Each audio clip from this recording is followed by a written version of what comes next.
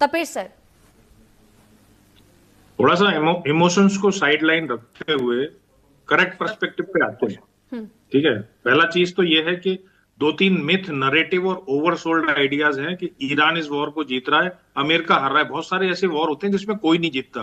कोई थोड़ा टैक्टिकली जीतता है, थोड़ा मिलिटरली जीतता है, कोई स्ट्रेटेजिकली जीतता है। मैं मानता हूं इस बात को कि अमेरिका की स्ट्रेटेजिकली वियतनाम के बाद ये बहुत बड़ी हार है, लेकिन ऐसा नहीं है कि मिलिटरली और टैक्टिकल उसने ऑब्जेक्टिव अचीव नहीं किए, बिल्कुल भी। और ईरान अपनी तरफ के बाप दादाओं को खोके और अपने भाइयों को मरवा के और बिल्कुल कब्रिस्तान बन के भी क्लेम कर रहा है, क्योंकि उसने स्टेट ऑफ हॉर्मुज को अटका रखा है, तो वो वॉर जीत गया। तो पहले तो इस कॉन्सेप्ट को क्लियर करते हैं।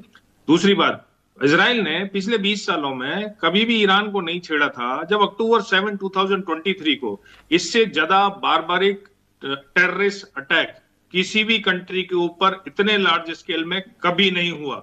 तब ईरान की सड़कों पे और गाजा में सेलिब्रेशंस मनाए जा रहे थे। मैं इसको तेजावत साहब को बोलना चाहता हूं, थोड़ा कोरिलेट करेंगे। अगर पहलगांव में मेरे 26 लोगों के साथ ऐसा किया तो मैंने अगर 26 भी मारे होते तो वो जेनोसाइड नहीं है, टेररिस्ट अटैक है। जो सेलिब्रेट कर रहा है, जो सपोर्टर है, उसको मरने का अधिकार है। पहली। दूसरी बात मैं ये कहना चाहता हूं कि खामनेई साहब जो हैं, जो हम हमेशा बोलते हैं ओल्ड सिविलाइजेशन, पर्शियन सिविलाइजेशन। अरे भाई, ईरान के झंडे पे देख लो, अरबिक में लिखा हुआ है।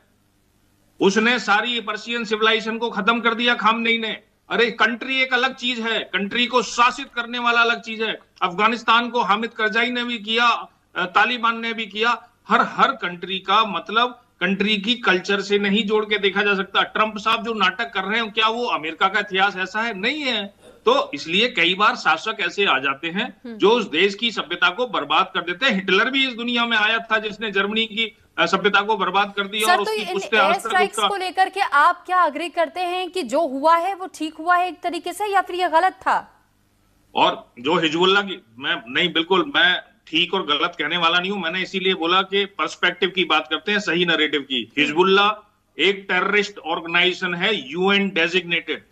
Hezbollah is the most dangerous terrorist organization in the world. Sir, तो सटीक हमले करने के लिए तो इजराइल को जाना जाता है, लेकिन सर अगर सिविलियन इलाकों में बॉम्बिंग होगी तो वहां मासूम बच्चे भी मारे जाएंगे, महिलाएं भी मारी जाएंगी। सर, सुरभि, जो टनल्स की बात भरत बराई साहब कर रहे थे, टनल्स जो है हॉस्पिटल्स में आके खुलती थी, कोई चॉइस नहीं है।